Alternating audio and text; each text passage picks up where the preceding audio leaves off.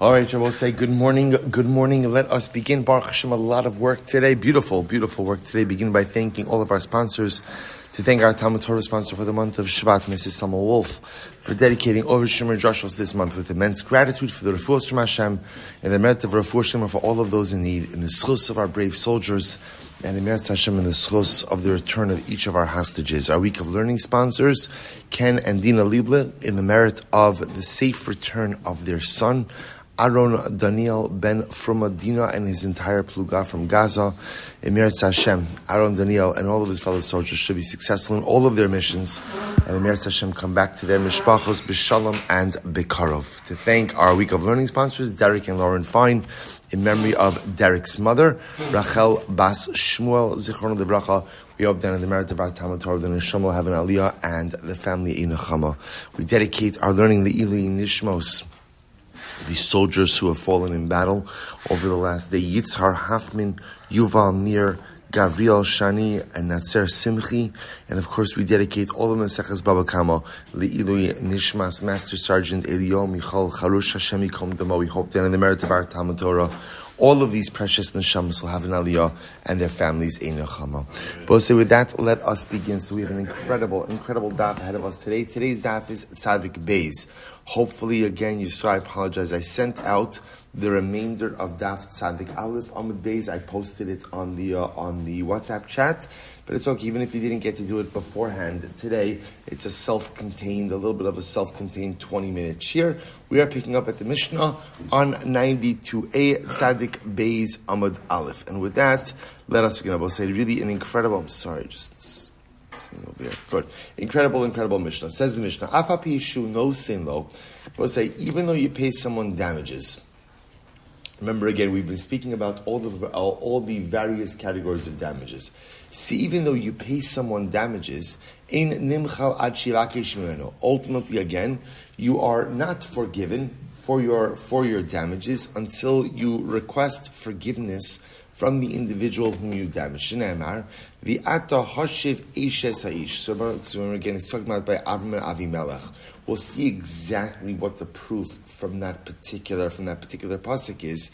But again, the idea of Mishnah highlighting the concept that even though you pay someone back money, unless, of course, you go ahead and you ask for forgiveness, you are not forgiven. And I will say conversely, how do we know that if you ask for forgiveness, but the person doesn't forgive you, how do we know that such a person is called cruel? So we'll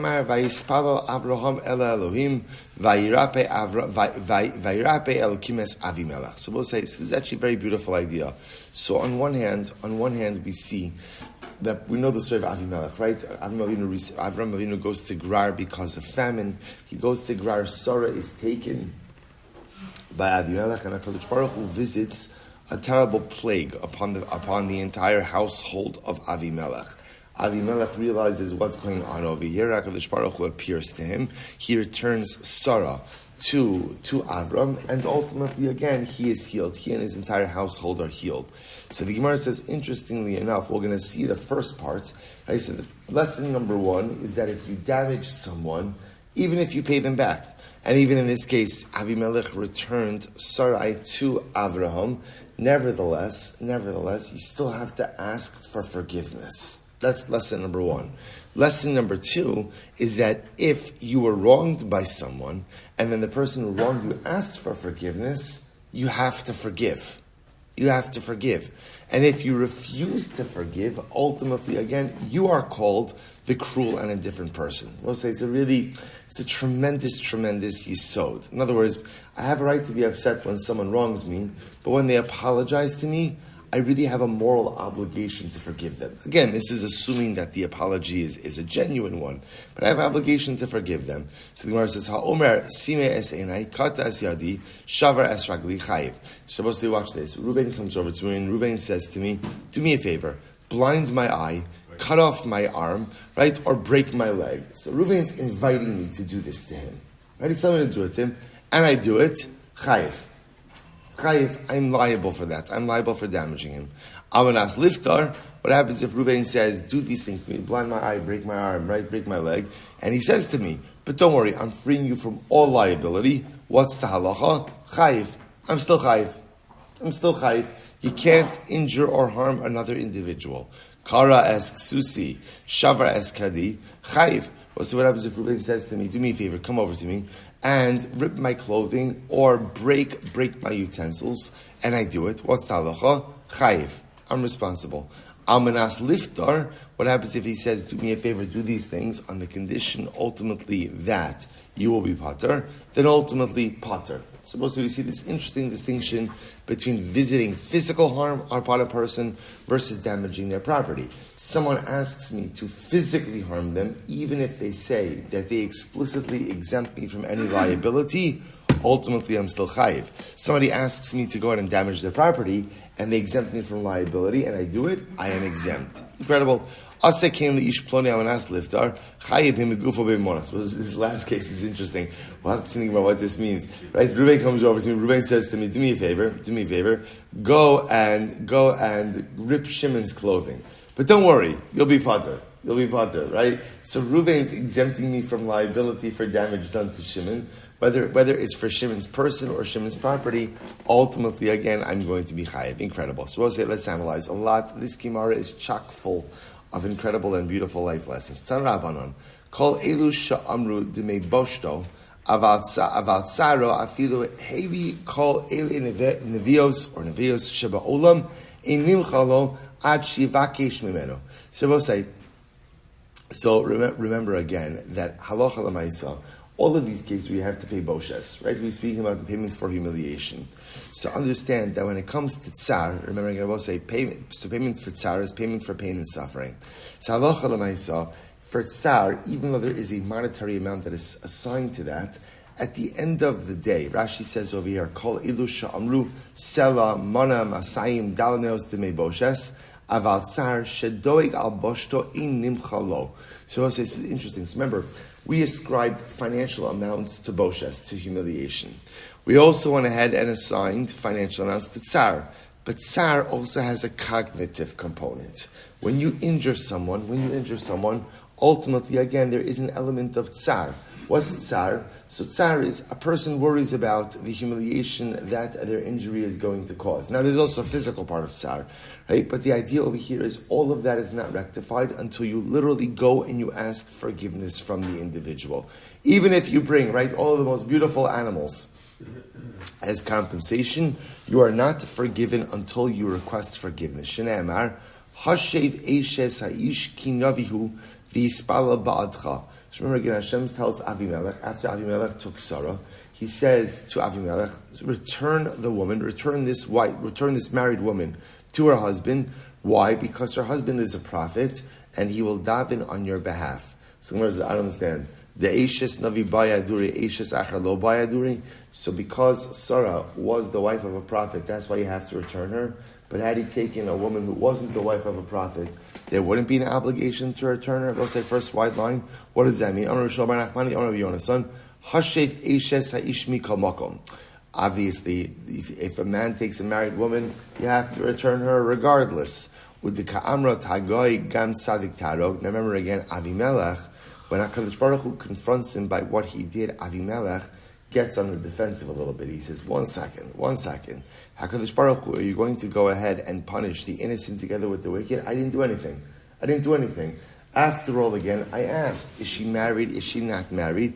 And remember, this is Avraham and Sarai both saying that they're brother and sister. Halohu amrali achosihi. Remember, Avraham told me that she was his sister. Vihi gamhi amra achihu. Ultimately, again, and remember, Sarai also told me that Avraham was her brother. To which ultimately, HaKadosh Baruch Hu responded, both says incredible, Navihu. You know, Avram is a Navi. Now, what does it mean he's a Navi? Ukvar limi. And I both say that, interestingly enough, in this capacity, Avram Avinu being referred to as a Navi is not as much about his prophetic ability as much as it is that a Navi was a role model, and a Navi was a teacher, and a Navi was someone who espoused wisdom. So Avram Avinu, in his capacity as a Navi, had taught people, Kvar limed, so we'll say when his visitor comes to the city, al iske achila ushtia sholin also. So we'll say, al iske ishto sholin also. So I will say, so remember again, Avram Avinu was a Navi in that he was a Rebbe. And what did he teach? What was his primary thing that he taught as a Rebbe? Hachnosas Archim. And one of the things that Avram Avinu had tried to convey ultimately to all of the nations around him is that when a visitor comes to your land, what do you do? What do? You ask him about, do you have a place to eat? Do you have a place to drink? What don't you ask him? Who's that woman with you? Right? Who's the woman with you? That's not proper etiquette. That's not proper etiquette. And Avram Avinu again had tried to instill that within all of the nations around him. The Gemara says, also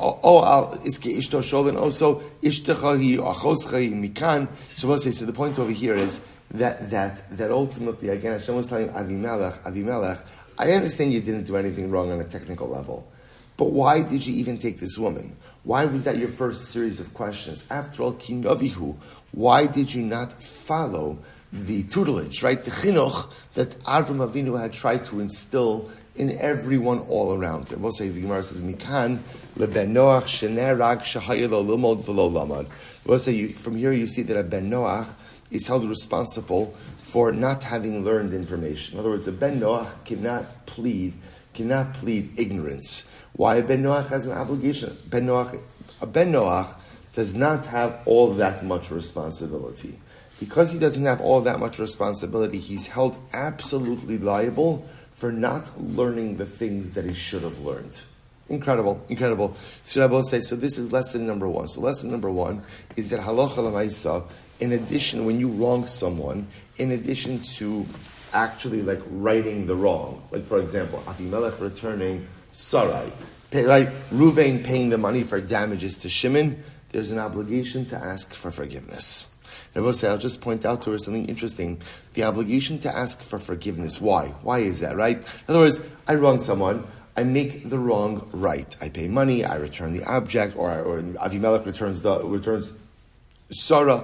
So why the need to ask forgiveness? I suppose I so remember again, this actually ties back a little bit to what we're learning in the Chassidus Chabur lesson, in Sav V'Zerus, in the Piazetzna. But I'll say, people often think that asking for forgiveness is for the benefit of the victim, of the aggrieved party. It's not necessarily so. Sometimes asking for forgiveness, or say, is a necessary step that I, the perpetrator, have to do. See, I will say, it's easy to kind of give money and then just walk away, right? Here's the damages. When you ask for forgiveness, what does that require of you? That requires of you to face the person who you wronged and to acknowledge that you wronged another human being. It's interesting. People always think that forgiveness is about the victim. It is. It's partially about the victim, but it's also about the aggressor, also about the perpetrator. I need to confront the fact that I hurt someone else, and I need to own that. And when I need to face you, and I need to say, I'm sorry. What I've done in that moment is I've acknowledged and I've owned the fact that I have done something to deconstruct another human being. And I can't be a whole person moving forward unless, of course, I take that achrayus. An incredible idea. The Gemara goes right to Ki Atzar. So I'll say now we're going to focus a little bit more on the Avimelech story. Ki Atzar Hashem.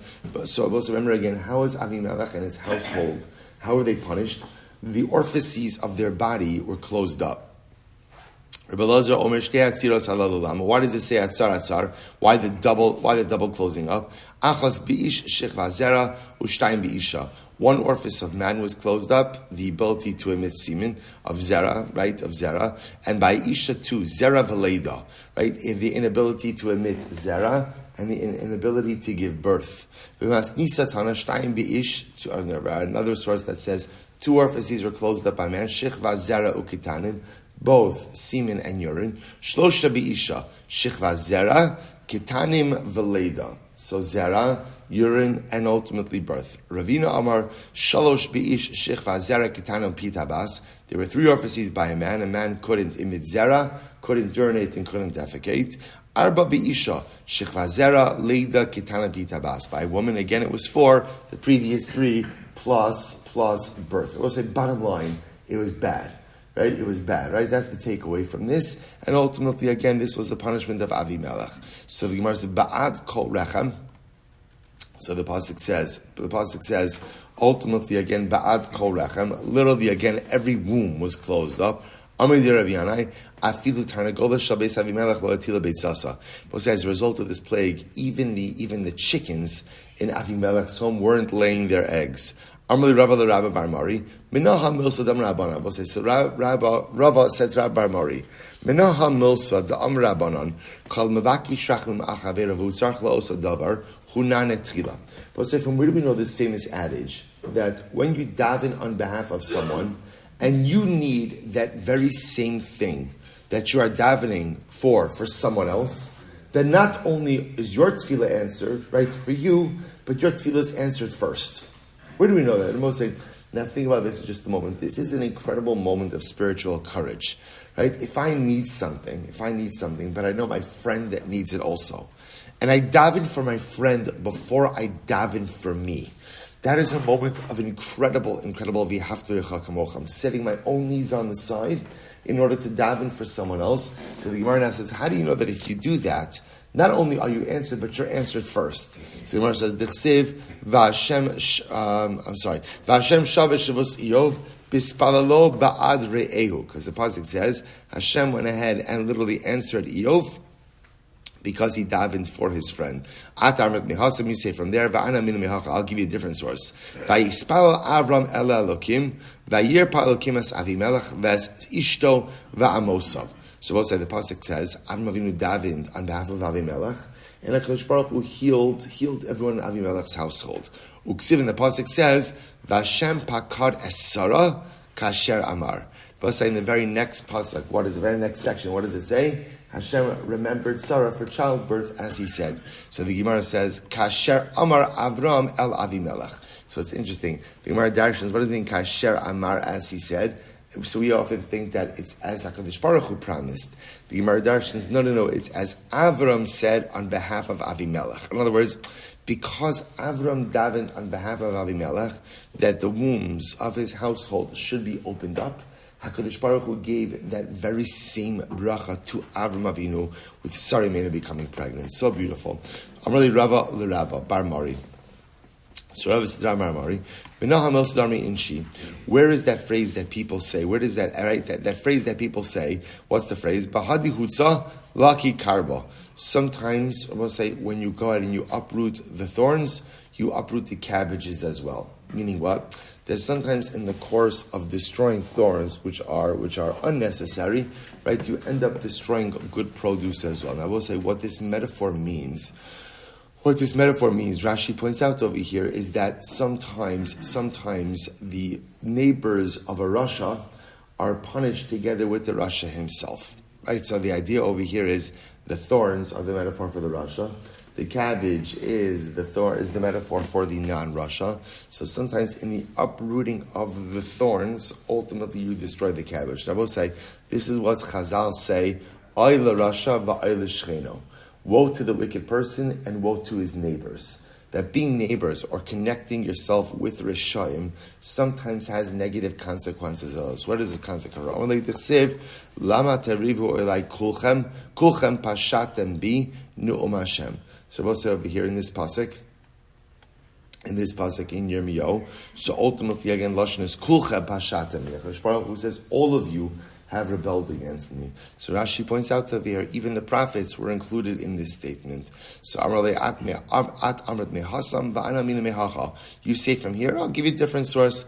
Ad ana me antem lishmar mitzvosai v'sorosai. Baruch Hu says to Moshe Rabbeinu in one of those moments where he's disappointed with Klal Yisrael, right? For how long will you refuse to keep my Torah and mitzvos? And included in that phrase were Moshe and Aaron. So we'll say again, a tremendous yisod in general. We saw this so many times on our journeys in Shas. The idea that so often we allow ourselves to be connected to people who are not the right influence. And we just assume that we could be strong enough to resist the influence. And it's not true.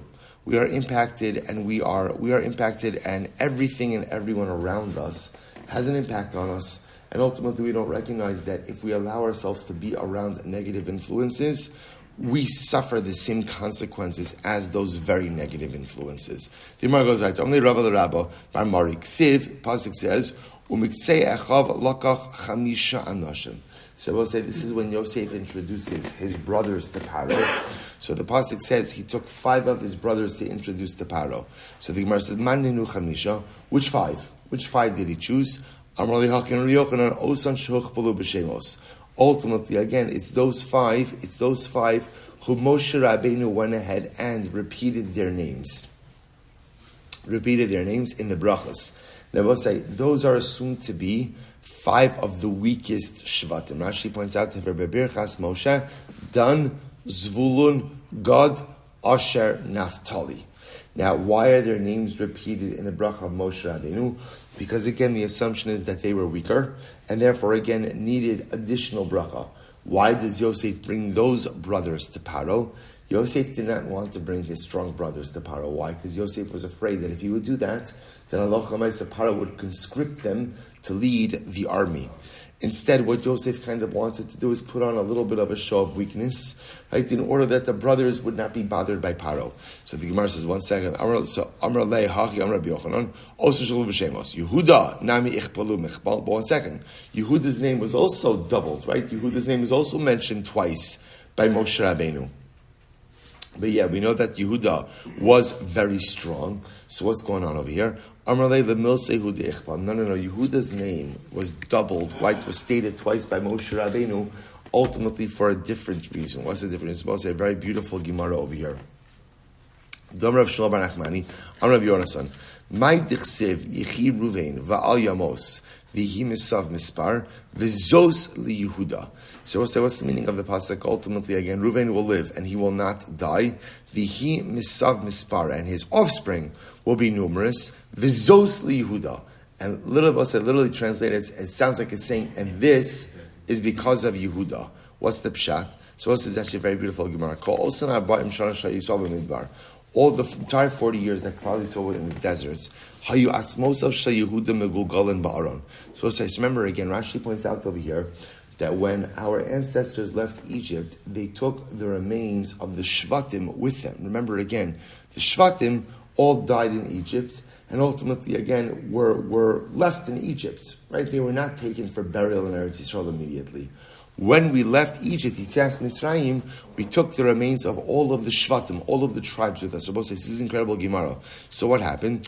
All the years in the desert, the remains of Yehuda were like rattling around inside of their coffin.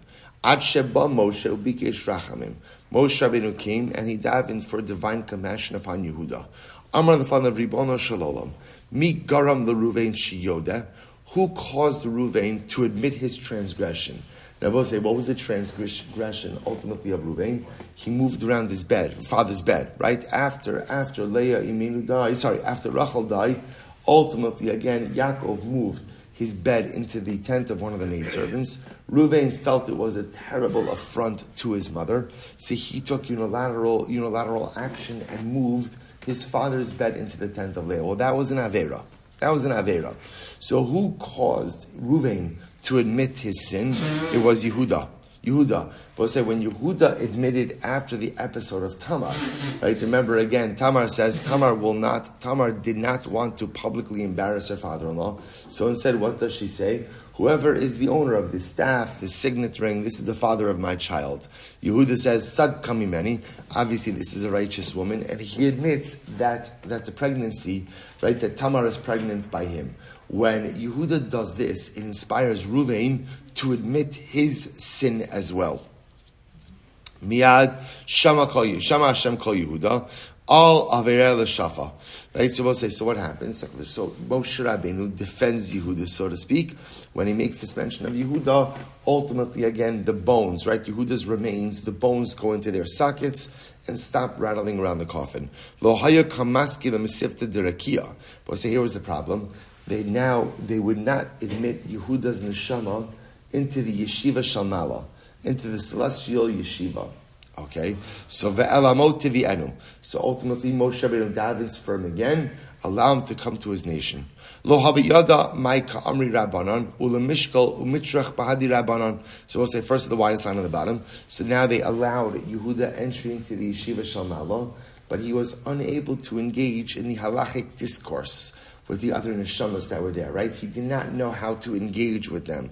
So, Yadav Rav Lo. So again, Abosai, the point over here is that Moshe Rabbeinu is davening for Yehuda with each of these steps, for each of these things. So Yehuda was unable, right, to resolve a sugi halacha l'maisa nishiva shalmalo ve'ezer mitzarav tihya. So Abosai, so the idea that the Gemara says over here is, now you understand why Moshe Rabbeinu repeated Yehuda's name. For everyone else, for the other 5 tribes, when Moshe Rabbeinu repeated their names, they were the weakest of the tribes. The repetition of the name was to gird them with additional strength.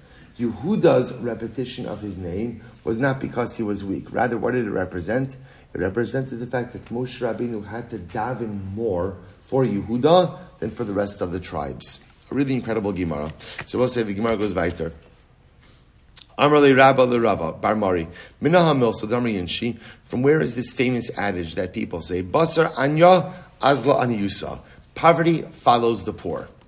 Where do you know this phrase from? Amrli Disnan Ashirin Mevian Bikurim Bekalso Shalzav Vishal Kesef Vaniyim Bisalin Nisarem Shal Arava Klufa Hasalim Vabikurim Nisun Lekohanim.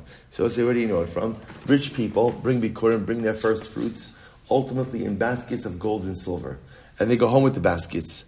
The poor bring their bikurim ultimately again in baskets of aravas,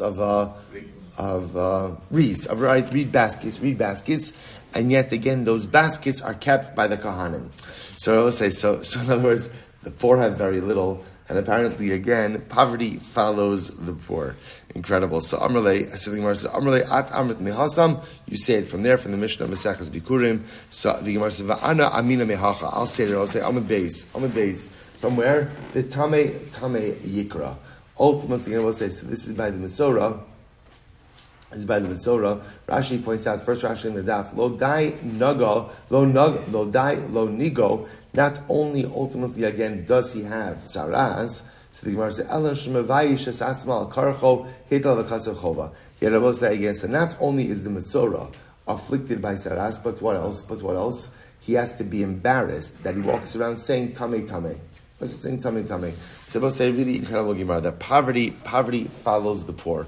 So I will say, so look, obviously the Gemara could just be describing just a general dynamic that poverty follows the poor. But I'll say I think also on a deeper level, what it's highlighting is that sometimes when a person gets into a rut in life, it is very difficult for them to extricate themselves from it. We know this. Sometimes, like when you begin to get into a rough patch, you look at yourself as like a loser, right? I'm the ani, right? I am the person. This is my mazel. This is who I am. And the moment that you begin to look at yourself as someone who is, quote unquote, that loser in life, it's very difficult to extricate yourself from that. And it's very difficult ultimately to turn yourself around, because so much of life is how you view yourself. So when you walk around life saying, Tame Yikra, I am the guy who is the Tame. That's who I am. Well, again, if that's how you look at yourself, then we know ultimately what happens. It becomes a self-fulfilling prophecy. Often it's how you view yourself in life that dictates how the events of your life fundamentally unfold. Incredible. Let's go back to Amrle Rava the Rabbi Bar Mari. We'll say top line 92b. Amrle Rava the Rabbi Bar Mari. Minna Hamos Lam Rabbanon. From where is this concept that people say, that rabbis say, Hashkem ve'echol b'kayitz v'bnei achama u'b'choref mipnei atzina v'amri inshi shisin rot. So we'll say, okay, so apparently there was this adage. What's the adage? Get up early in the morning and eat breakfast. That's essentially what this is, right? Get up early in the morning, literally again, in the summer before the sun comes up. In the winter, right? In the winter because, I should say it differently. In the summer because of the intensity of the sun, and in the winter because of the intensity of the cold, and make sure to eat breakfast. Eat breakfast, right? Eat a good breakfast. And we'll say, if you eat a good breakfast, you know what people say? 60 people could run after you, and they'll never catch up with a guy who eats breakfast. Right? So apparently extolling the power of breakfast. So we'll say, where do you get this from? The chsiv, Lo yiravu v'lo yitzmo v'lo yakim shrav v'shemesh. So the pasuk says, literally again, if you're not hungry, in other words, if you eat breakfast, right, and you're not thirsty, so you have breakfast in the morning, ultimately, again, neither the heat nor the cold will impact you. Amrale at amrit mehasam, so you say from there, va'ana amina mehachal, you're in a different pasuk, va'avaritem es Hashem elokeichem, zu kriya shema utfila. So the pasuk says, you shall serve Hashem your God. This refers to kriya shema and davening. Oberach es lachmecha ve'es memecha. And Hashem will bless your bread and your water. Zu pas b'melach v'kiton shamayim.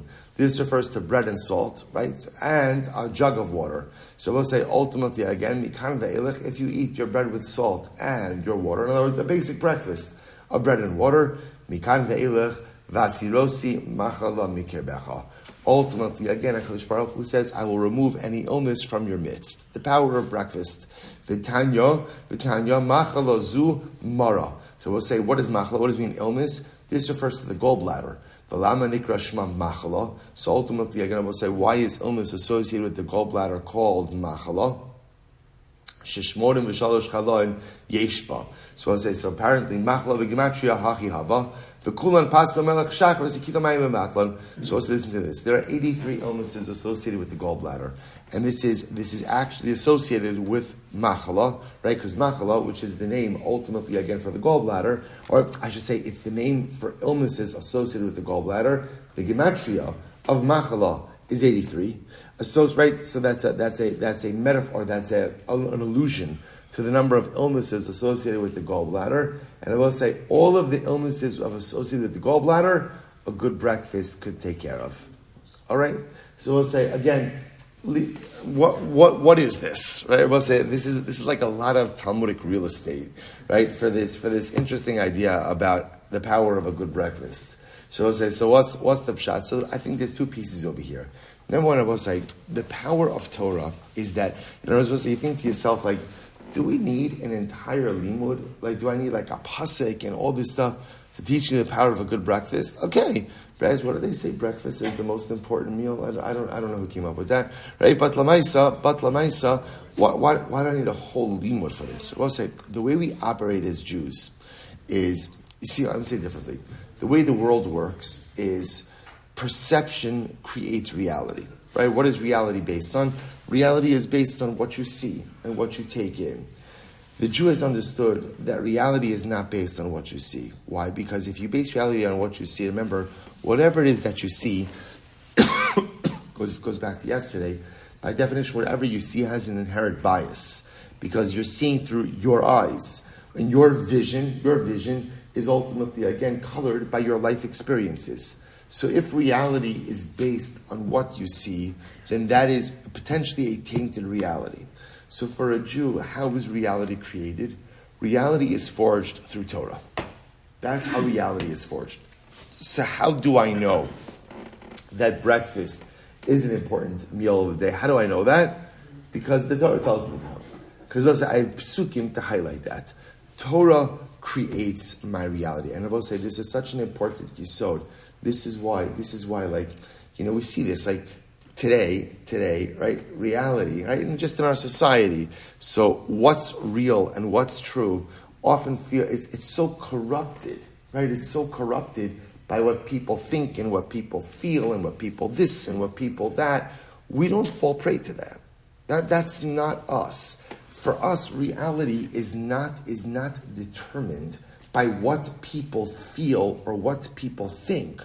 Reality for us is determined by HaKadosh Baruch Hu, by Torah. So how do I know? And it sounds so strange, right? How do I know that breakfast is the most important meal of the day? How do I know that? Or that a breakfast puts you on the right path? How do I know that? I have psukim. Right? You can't figure that out on your own? No, I can't figure that out on my own. Ultimately, Torah creates my reality. I will say, it's the most, and this is what allows us to stay strong, so that even when we find ourselves like bombarded by all of the different isms and all of the different movements and all of the different this and all of the different that, so I will say those things come and go. We see it, right? They just come and go. We are able to stay strong because our realities are not defined by people's feelings or by people's perceptions or by people's affiliations with things. Our realities are only fundamentally determined by HaKadosh Baruch Hu. That's lesson number one. Lesson number one, say, what's the power of a good breakfast? What's the power of a good breakfast? It's also like Chazal teaching us, say that how you start your day. How you start your day fundamentally shapes and changes the rest of your day. And I will say, I don't have to tell that to this group over here, because there's only one reason why we wake up at ungodly hours. Although the Chaver in Eretz Yisrael and Reb Jerry in England, you don't get the same credit for this, right? Because again, you guys are very well rested while you're listening to this year. But the Chaver over here will say, so what we know, right? Waking up at an ungodly hour in the morning, why? I could do this so much better a little bit later in the day. Because I will say there's a power to sleep deprivation. And no, it's not just that you walk through your day like a zombie, right? The power of sleep deprivation, I will say, is I am getting my day started in a particular way. It's not just about learning, I will say. It's not just about learning. It's about a spiritual breakfast. It's about the idea that how you start your day fundamentally frames how the rest of it is going to unfold. And that's what the Gemara says. You start your day with a powerful breakfast, 60 people can't catch up with you. They both say, it's not just true with your physical breakfast, right? Which is true, Chazal tell us. It's true with your spiritual breakfast as well. You start your day with a healthy dose of spirituality that propels you forward for the rest of the day. And people who don't have that breakfast, they'll never catch up with you. Incredible yisod that Chazal are trying to teach us. Let's go weiter. I don't want to blow my lead over here, right? Let's go weiter. Amarle Rabba the Rabba Bar Mari. So I'll say, from where do I know this concept? Dam Rabbanan's rabbis say, it's incredible Gemara. Chavrucha karya chamra. If your friend calls you a donkey, uchpa legabech mush. Put a saddle on your back. Wow. Which I will say, in other words, if a person, right, your friend calls you a donkey, so essentially bray, that's what you should do, right? Put a saddle on your back. I will say, now, what does this mean? Look at Rashi for just a moment. Uchpa legabech mush. Third line down from the top. Kilomar, Tal Okov Shal Chamor, Vesirua Elecha, Vesimos Al Gabecha, Kilomar, Hoda Ledvara Vial Taneo. Someone calls you a donkey, what should you do? So literally it says put a saddle on your back. It doesn't literally mean put a saddle on your back. What it means is say, okay, don't get into it. In other words, someone insults you, don't respond. Don't respond. Just accept it and move on. Where do you know this from? Amarle Dichsiv, Vayomar Hagar Shifchas Sarai, Amy Zebas Va'anatelchi. So I'll say, remember, it's incredible. When Hagar ran away, right? When Hagar ran away, ultimately from the house of Sarai. So what happens? So the Malach encounters Hagar, and the Malach calls her Hagar, the maidservant of Sarai. Now remember again, at this point in time, Hagar ran away. So Hagar wasn't a maidservant. Yet the Malach calls her a maidservant, and I will say ultimately again, Vatomer, she responds, Mipnei Sarai gevirti anochi barachas. Hagar responds and she says, I'm running away from my mistress, from Sarai. Now remember, Hagar, technically speaking, wasn't the shifcha. She wasn't the maidservant then. The Malach calls her a maidservant. It's quote unquote an insult. And what does Hagar do? She rolls with it. Yeah, I'm running away from my mistress. I'm running away from my master, from Sarai. So we'll say, so what an incredible Gemara. We'll say, how much better off we would be in life if we followed this advice. Someone insults you. Shabbos say again, so what's our reflexive reaction? Response. And we all know what happens when you respond. Oh, now we're in it. Right? Now we're in it. And I will say, now what happens? So now there's a whole process, right? So now again, I responded. Now the other person is going to respond. Now I'm going to respond. I will say, and by the way, this is 10 times more compounded now that you can actually spar with people over social media as well, right? Why? Because now I will say, I could just do this even while I'm on a Zoom meeting, right? So again, right? So I'm doing work, and yet I'm still fighting with 15 people, right? Because again, I could fire off an emoji. Is there a fighting emoji? There must be a fighting emoji, right? Right? So I'd say I could fire off a whole bunch of stuff. I was saying, when someone insults you, move on with your life. Move on with your life. Someone offends you, right? Someone calls you the donkey, put on the saddle and just move on. Just move on. Don't engage. And when you live a life of non-engagement with people who insult or disparage, He'll say, besides the fact that you're taking the high road, you're going to have all of this additional time in life. It's incredible. Amrlei. Good. Amrlei Rava Rabbi Bar Mari. Minacha Milsa. From where do we know this thing, the Amri Inch that people say? Milsa Gana de Ispeich Kadim Amra. We'll say it's incredible Gemara. We'll say, if there is something disparaging about you, something negative about you, make sure to say it before anyone else says it. In other words, if you have a fault, something disparaging, say it before anyone else can. So we'll say, where do we see this from? We'll say, Parshas Chayisara, when Eliezer is in the house of Lavan and Besuel and Lavan, right? And he comes to get a wife for Yitzchak. So when he introduces himself, what does he say? I'm an Eved. So the Gemara understands that to mean that he's putting it out there, that he's an Eved. In other words, this is something about me. I'm not going to wait for someone else to put it out. We'll say, so what is this? What this is ultimately is the Gemara telling us that there's no need. All of us have deficiencies, and all of us have things about ourselves that ultimately, again, we're not proud of. So the idea is, don't hide them. Don't try to pretend like they don't exist. Why? Because we'll say at some point in time, everyone becomes aware of everyone else's faults. If you pretend them away, then ultimately, again, all it does is create more embarrassment when it comes out. Now, I don't think the Gemara literally means that you have to go out, hi, shalom aleichem, Shmuel Silber, nice to meet you. Let me tell you my faults, right? Let's get this out of the way. Right? I don't think Gemara is saying that. What the Gemara is saying over here is we'll say, we spend so much time trying to go ahead and hide our deficiencies and pretend like they don't exist. Instead, there's a better way to live. The better way to live is acknowledge them. The better way to live is own them. The better way to live is don't try to pretend them away because it never works. It never works. Again, lav dafka, you have to go ahead and literally tell them to the world, but at least to yourself. Be in complete cognition, be in complete awareness of what's broken, of what's deficient, of what's not working.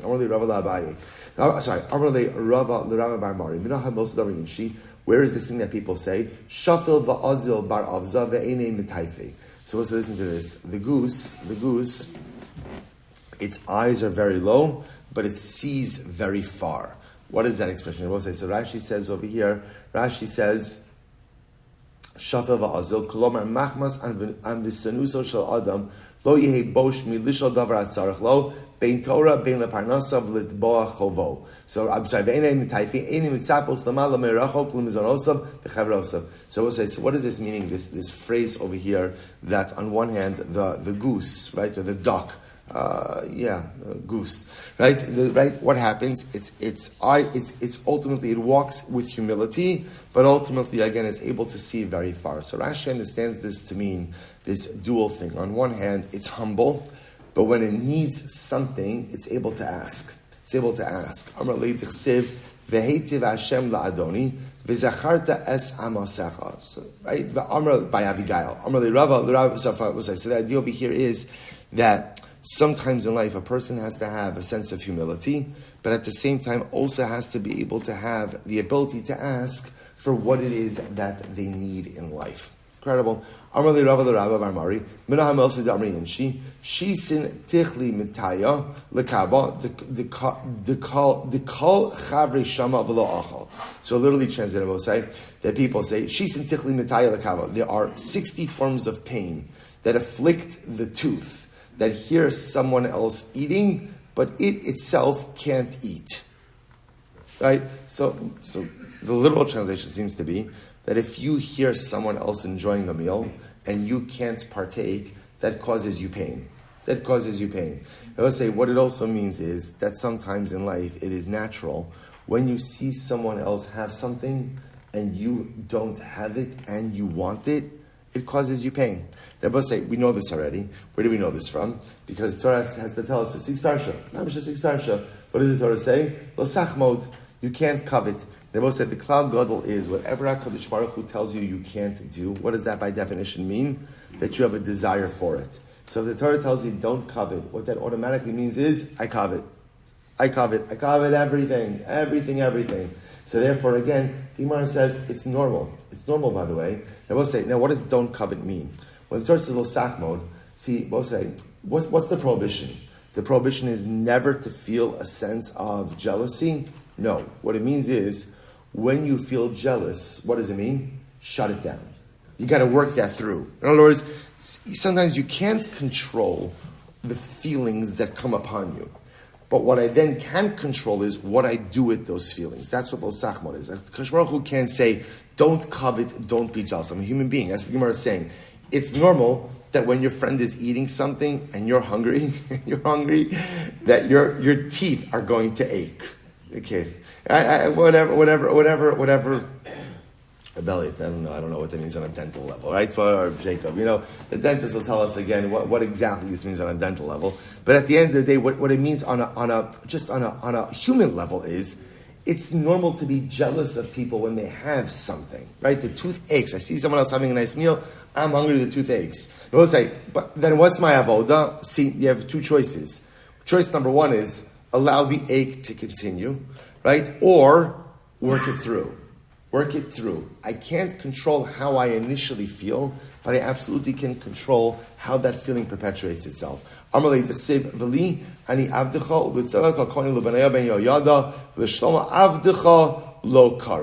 David HaMelech, these other people talking about that the Adonio ben Chagis did not invite them to his suda.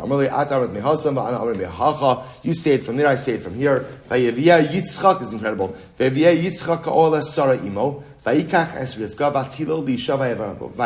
say third wide line.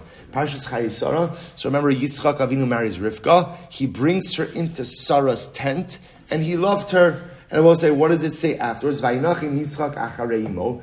Yitzchak was consoled for the loss of his mother. Uksiv basrei vayosef Avraham vayikach isho shma keturah. We'll say this is fascinating. Right after Yitzchak married, Avram Avinu remarried. So the Gemara says, why the juxtaposition? It's incredible.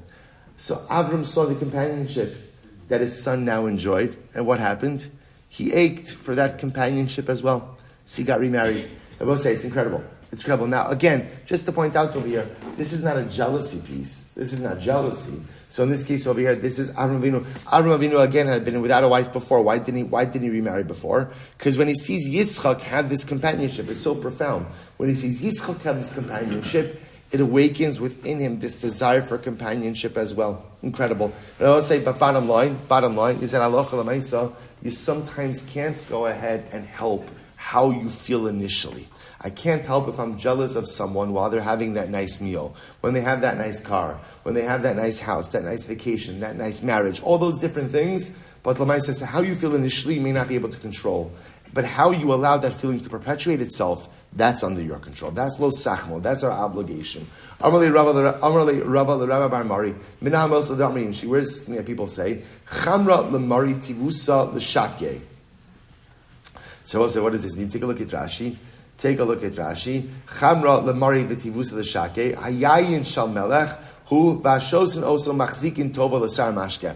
He'll say it's great. So sometimes people drink the wine of the king, but their hakara satov is to the wine steward, right? So the wine steward, the Sarah Mashkim, he's pouring the wine. So everybody's giving him a tremendous shkoyach, right? Meanwhile, what? It's not his wine; it's the king's wine. But everyone is giving hakara satov ultimately again to the steward and not to the king.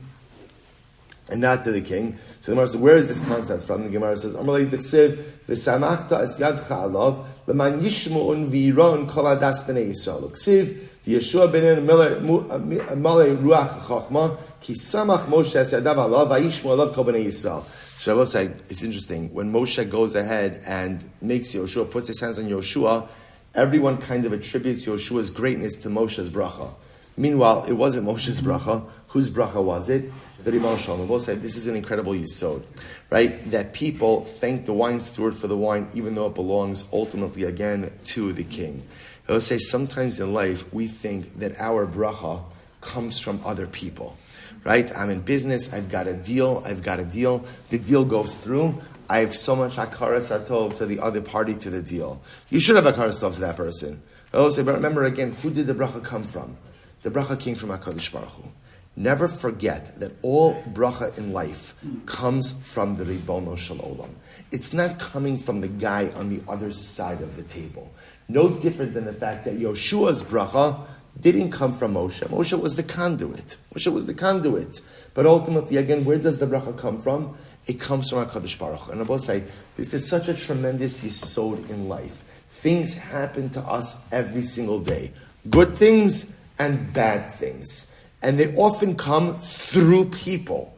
But I will say, who does that? It's not, that person is just the kli. That person is just the kli. Ultimately, again, what's happening to me in life, ultimately is coming to me from HaKadosh Baruch Hu, through a conduit of someone else. I will say, this is an incredible yesod. In bracha, I will say, but I also want to point out something. Someone does something bad to me. And Rabbi Nachman writes about this. It is very important to know, when you are wronged by someone, HaKadosh Baruch Hu wanted that thing to occur to you. He wanted that bad thing, that hurtful thing, that negative, he wanted it to occur to you. Now again, the fact that HaKadosh Baruch Hu wanted it to occur to me does not absolve the perpetrator of what he or she did. They're still responsible. But so often what happens, Rabbi was saying, somebody hurts me, somebody wrongs me, I get so angry at that person. Look what you did. What am I doing? I'm cutting HaKadosh Baruch Hu out of the picture. So it's true. Ruvain wronged me. Okay. Ruvain is a shaliach of Hashem. HaKadosh Baruch Hu wanted this bad thing to occur to me, and it happened to Ruvain. Ruvain is responsible for hurting me. But sometimes all of the anger is directed towards Ruvain without recognizing HaKadosh Baruch Hu wanted this to occur. We focus on the wine steward and we forget about the king. It is so incredibly important to always remember that the good events and the difficult events all come from HaKadosh Baruch Hu, and the people who visit those circumstances upon us, they're just shluchim. They're just agents. They're just emissaries of HaKadosh Baruch Hu. But at the end, so stop getting all caught up in the anger and animosity of people who hurt us. HaKadosh Baruch Hu needed this event to happen to me, and at the end of the day, this person was the shaliach. Don't spend your life being angry at the shaliach. Try to figure out what HaKadosh Baruch Hu is trying to teach me through this dramatic event. Incredible. So we'll say, where is this thing that people talk about? Kalba bekanfe gilali mivla. A dog that is starving will even eat stones. Okay? Where do you know this concept from? So the Gemara says, Dichsev nefesh seveya tavos nofes. The nefesh reiva called mar masok. Okay? So we'll say, so again, much to say over here also. Rashi says, no Rashi. So then we're saying, fine. So Amalei Rabba Rabba, Barmari. So we'll say, there's that idea that a starving dog will even eat stones. So we'll say has a lot of ramifications as well. That when a person is starved, whatever the starved thing is, ultimately again they will satiate themselves with whatever it is that is available. I will say, you can even see this kind of like on a chinuch level. When a child is starved for attention, they'll take any attention they could get, even negative attention. Right? And sometimes it's so important as parents to recognize that when our children are acting out or acting in ways that they shouldn't be acting, is there something maybe missing? Is there something missing in the home life? Is there something missing in the relationship? Sometimes not. Sometimes children just act out for a variety of different reasons. But sometimes the dog that's starving, not to call your kid a dog, but sometimes the dog that is starving will satiate itself with anything. All right, more to say on that, but let's go back to Amalei Rabba Rabba Barmari.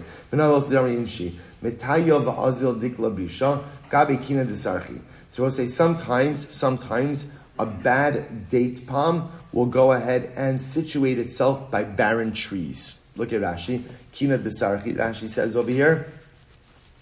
Ilanos betelim ve'in osim pri kimo gavra desarcha batal klomar derech dekel ra ligadol b'tzad ilan srak. So sometimes ultimately a compromised date palm will grow by a barren tree. Rabbi says, so this seems to be reminiscent of the earlier lesson about like Oyla Rasha, Oyla Shcheno. That when you put yourself by barren trees, by people who are producing nothing, even if you have the ability to produce something, your output, right, your spiritual output is going to be compromised ultimately by your surroundings. So the Gemara says, Amalei, Davar zechus b'Torah, Shanei b'Nevim, u'Mushalash b'Ksuvim. This lesson, they both say, this is a big one.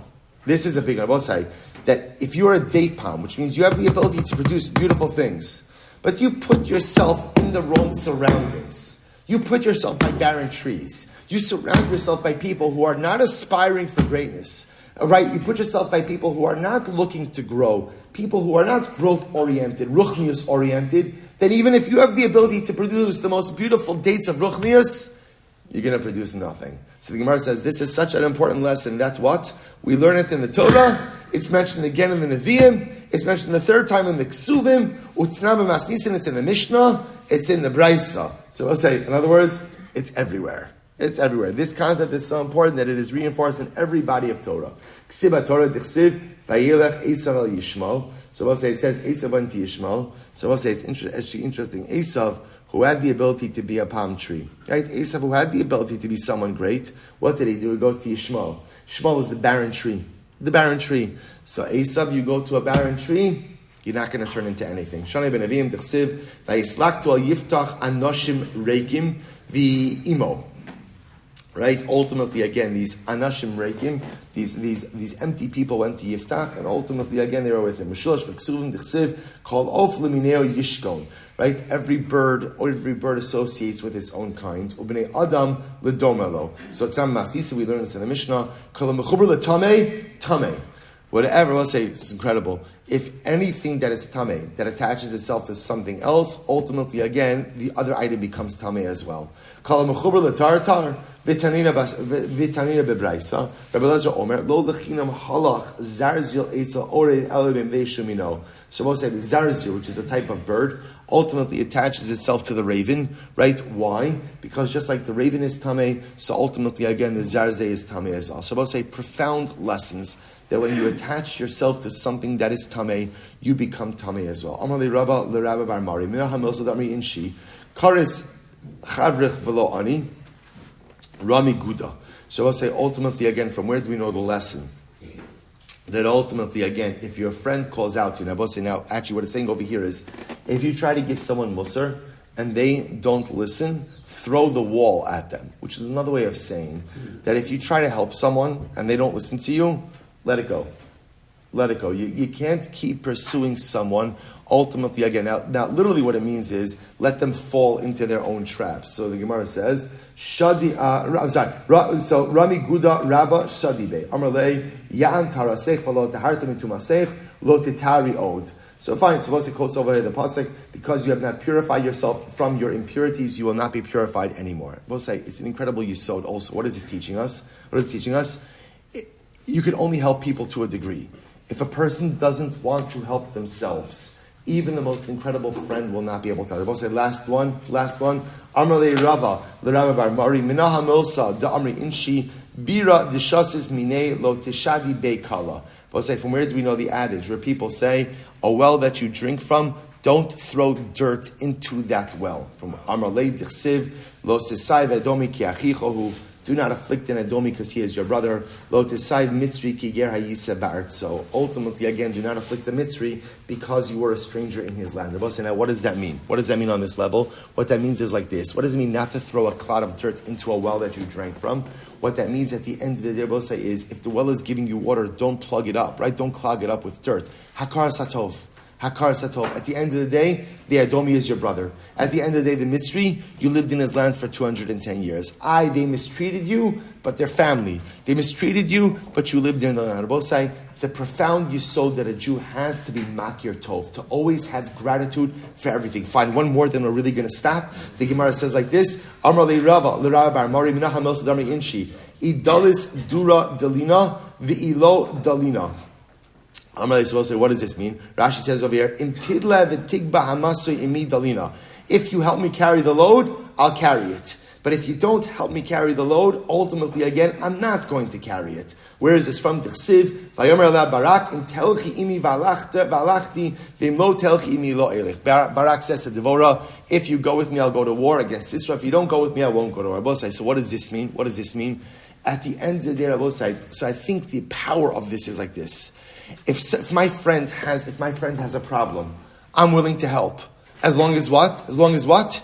You're willing to do the work as well. If you're not willing to work on your own problems, do not expect other people to work on them for you. Conversely, if you're willing to work on your problems, then ultimately there's no shortage of friends who are there to help you shoulder the load. Good night, Shabbos.